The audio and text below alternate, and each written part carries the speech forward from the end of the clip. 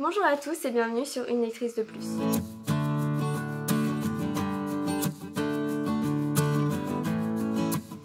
On se retrouve aujourd'hui donc pour un point lecture. Je vais vous présenter 4 livres.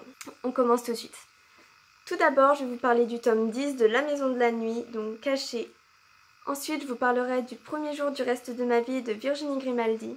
Puis, je vous présenterai La Cave donc, de Natasha Preston. Et enfin, une BD, donc Les enquêtes de Nicolas Le Floch, le tome 1, Les énigmes de Blanc-Manteau, de Parrot, Dobbs et Chaiko. Donc je commence par le tome 10 de La Maison de la Nuit, Caché, de PC Cast et Christine Cast aux éditions Pocket Jeunesse. Je vais pas vous représenter l'histoire, j'ai déjà fait dans mon book haul, dans ma pile à lire, et je crois même que je l'ai refait dans mon dernier point lecture où j'ai lu un hors-série de cette saga, donc je vais pas représenter l'histoire. Donc dans ce tome, on suit toujours Zoé et ses amis au sein de La Maison de la Nuit. C'est un livre qui est beaucoup plus lent par rapport au tome précédent, mais qui permet de reposer le contexte qui a changé depuis le début de la saga, forcément. Il y a eu des changements. Et donc ça permet de reposer le contexte, de recalmer un petit peu tout ça, parce que tout s'enchaînait, tout allait à une vitesse monstre. Et donc ça permet un peu de se reposer, de vraiment redécouvrir un petit peu l'univers de La Maison de la Nuit. Il y a quand même quelques rebondissements, quelques petites surprises dans ce tome, notamment à la fin, donc retournement de situation énorme qui en quelque sorte est un peu inachevé et dont on en saura plus que dans le tome 11 que je n'ai toujours pas. Il faut que j'achète. Donc toujours un très bon tome, hein. De toute façon je les ai tous adorés. Je trouve que le personnage de la grand-mère de Zoé, Mamie Redbird, est beaucoup plus présent dans ce tome. Et moi j'adore cette petite grand-mère qui a l'air tellement mignonne, tellement gentille, tellement ouverte d'esprit. C'est un peu la mamie dont tout le monde rêve, et de toute façon dans Les Amis de Zoé, c'est un peu la mamie de tout le monde, on va dire. Et donc je suis contente que son personnage prenne un peu plus de place dans ce tome. Ça m'a fait plaisir de la voir plus au final, parce que c'est vraiment un personnage que j'aime beaucoup. Et donc toujours un très bon tome qui donne vraiment envie de découvrir les 2 derniers pour finir la saga. Donc malgré le fait qu'il soit plus lent, avec moins de rebondissements, moins de trucs sensationnels de fou, ça reste un très bon tome qui se lit facilement, et vraiment c'est une saga que je conseille à tous en fait. C'est vraiment, pour moi c'est une saga un peu coup de cœur. Ensuite, j'ai lu Le Premier jour du reste de ma vie de Virginie Grimaldi aux éditions Le Livre de Poche. Donc c'est un livre que ma maman a lu et qu'elle m'a conseillé, et donc qu'elle m'a donné avec 2 autres Grimaldi. Dans tous ceux qu'elle m'a donné, c'est celui qui me donnait le plus envie. Il est vraiment sur le thème des vacances. Donc dans ce tome, on suit Marie, une femme d'une quarantaine d'années, on va dire, qui décide de quitter son mari et de voyager dans une croisière. Donc elle part en croisière pour 3 mois, elle va faire le tour du monde en solitaire. Et donc seule règle de cette croisière, c'est de ne pas tomber amoureux. Pas de relation amoureuse, c'est être seul, se recentrer sur soi-même. C'est réfléchir, c'est prendre le temps pour soi et le vivre à fond. Ils vont faire des escales dans de nombreux pays tout autour du monde, où ils vont faire des visites. C'est super, on voyage à travers ce livre. Donc Marie, quand elle va monter sur le bateau, elle va se lier d'amitié avec 2 autres femmes. Donc Camille, une 20aine d'années, et Anne, une 60aine d'années si je me trompe pas. Donc 3 femmes très différentes, autant dans les goûts, dans les façons de penser, et dans le physique aussi. Et pourtant elles vont très bien s'entendre. C'est une amitié qui met du baume au cœur, vraiment. C'est touchant de les suivre et de les voir se découvrir et s'apprécier et s'aimer. Que vraiment j'ai adoré les trois personnages principaux. Pour ce qui est de l'histoire, j'ai eu beaucoup de mal avec les 100 premières pages où on pose le contexte.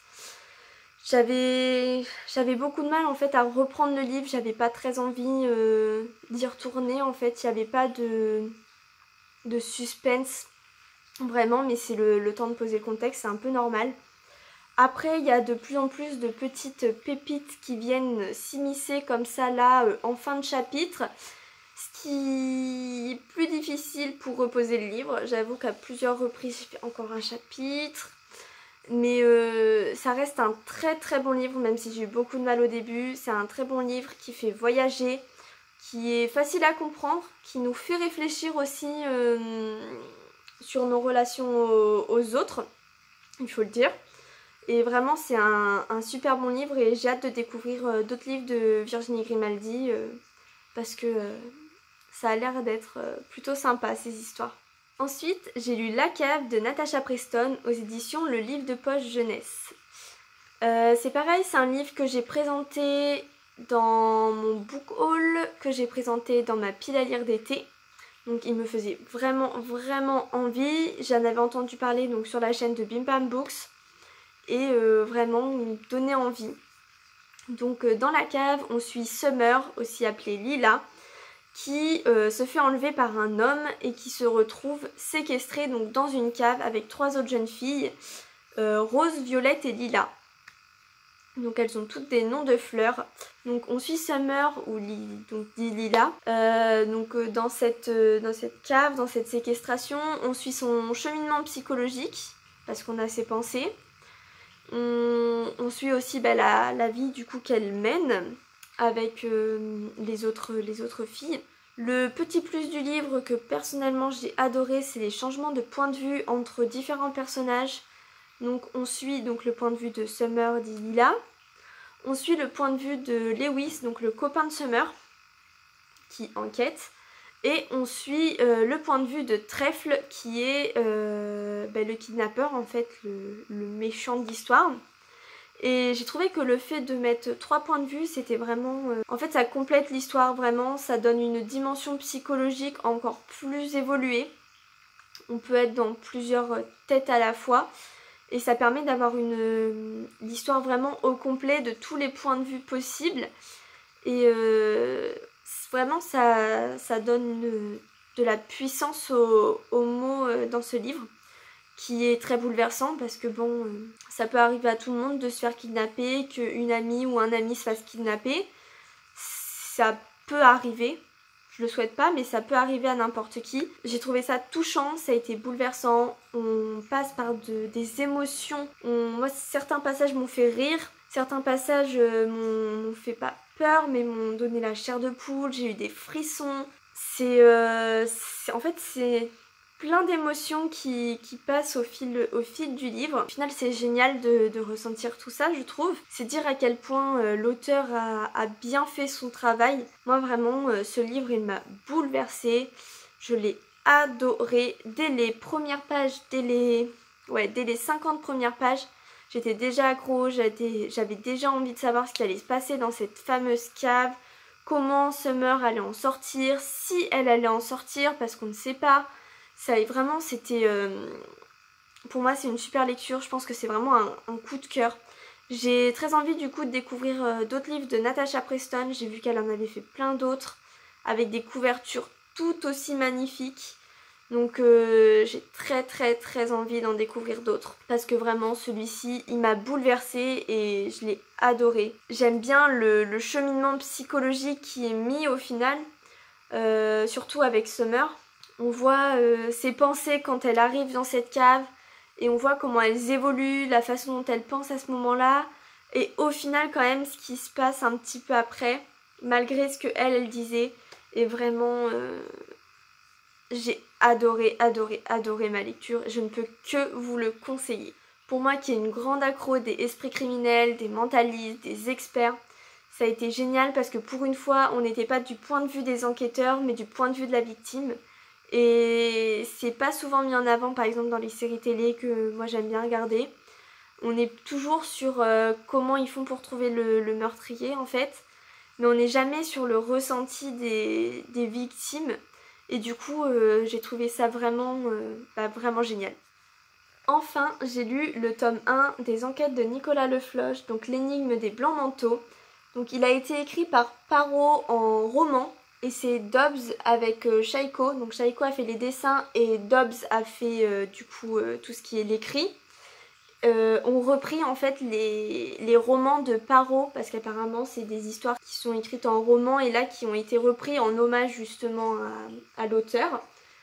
Donc aux éditions Robinson. J'ai trouvé cette BD dans une boîte à livres et elle m'a vachement intriguée. Je trouvais qu'elle était très belle. Là j'ai trouvé que c'était vraiment super beau avec la neige et tout ça. Et ça avait l'air d'être une histoire d'enquête sous Louis XV. Donc je me suis dit que ça pouvait être intéressant de découvrir un petit peu le monde sous Louis XV, les enquêtes sous Louis XV. Je suis vraiment dans un mood enquête, policier, thriller. Donc je crois que je l'ai lu le lendemain de l'avoir eu dans la boîte à livres, quelque chose comme ça. Donc j'avais vraiment envie de découvrir. Au final c'est un petit peu une déception, on va dire. C'était sympa, mais bon. J'ai bien aimé l'idée que ce soit une enquête en fait. Les planches étaient agréables à regarder, même si elles étaient très sombres et très ternes. Donc c'est très du bleu foncé, du gris, du noir. C'est pas non plus hyper vivifiant comme couleur. Mais le problème c'est que le fait que ce soit une histoire sous Louis XV justement, déjà d'un point de vue vocabulaire c'est compliqué. Il y a des tournures de phrases qui sont compliquées je trouve à comprendre. Il y a des moments on a l'impression qu'il manque des mots, donc vraiment des moments il y a des bulles, j'ai eu beaucoup de mal à comprendre ce qu'il voulait dire par là. Oui, et donc du coup, j'oublie le résumé. Dans cette histoire on suit du coup Nicolas Le Floch qui est un enquêteur et qui va être missionné par Monsieur de Sartine qui est un lieutenant sur une histoire un petit peu top secrète on va dire. Et il lui donne tous les pouvoirs pour résoudre cette histoire au plus vite. Il va pas se gêner hein. Et du coup on plonge au milieu du Paris. Et ça j'ai bien aimé par contre le fait qu'on reste pas à un seul endroit mais qu'on se déplace vraiment dans Paris on va dire. Mais le livre il manque de contexte, ce qui fait qu'on arrive un petit peu jeté là comme ça. On te dit tiens tu suis cette enquête là. Mais tu connais pas les personnages, tu connais pas les liens entre les personnages, tu sais pas vraiment où se situe quoi par rapport à quoi. Et en fait on passe un peu d'un personnage à un autre. Donc ok, on récolte plein d'indices, mais comme on connaît pas vraiment le contexte, ben en fait on peut pas vraiment les mettre en lien les indices. Et j'ai compris plein de choses au final, ben, la résolution de l'enquête dans les dernières pages. Et du coup je trouve ça un peu dommage parce qu'en fait on est un petit peu perdu tout le long de l'histoire jusqu'à la résolution parce que ça manque de contexte. On connaît pas les liens entre les personnages parce qu'en fait tous les personnages qui passent dans le livre sont liés. Ils ont tous un lien et au final ça manque. On le sait pas avant les 10 dernières pages. Les 5-10 dernières pages. Donc déjà entre les personnages c'est compliqué de comprendre parce qu'ils sont tous en lien mais en liens différents. Donc les couples, les amants, les sœurs, les frères, vous avez compris. Donc c'est compliqué je trouve déjà de ce point de vue là. D'un point de vue géographique c'est pareil, on est dans Paris mais on passe d'un lieu à un autre, d'une maison à une autre et c'est pas clair en fait je trouve. Et pour moi ouais, c'est vraiment le contexte qui a manqué. Parce que sinon c'était agréable comme lecture. Donc maintenant que j'ai un petit peu intégré le truc, peut-être que que j'achèterai le tome 2. J'ai vu qu'il y avait un tome 2 qui était déjà sorti.